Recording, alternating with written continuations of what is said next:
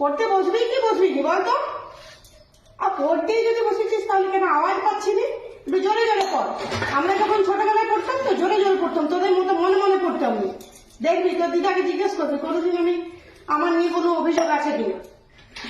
সব মায়ের কথা শুনতাম, তোদের মতো নয়।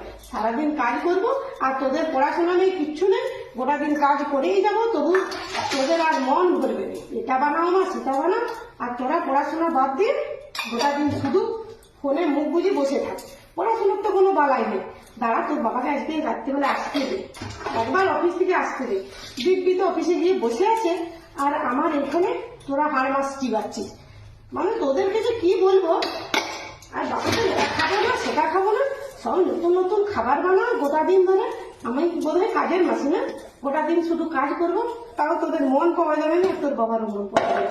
সারা জীবন শুধু ওই করি আর বিরক্তি ধরবে। যার এই কাজের মাসিটাও তেমনি আসেনি, গোটা দিন ধরে বাসন ধরো, তারপর কাজ করো, তারপর তোরা আবার শেষে বলবি কি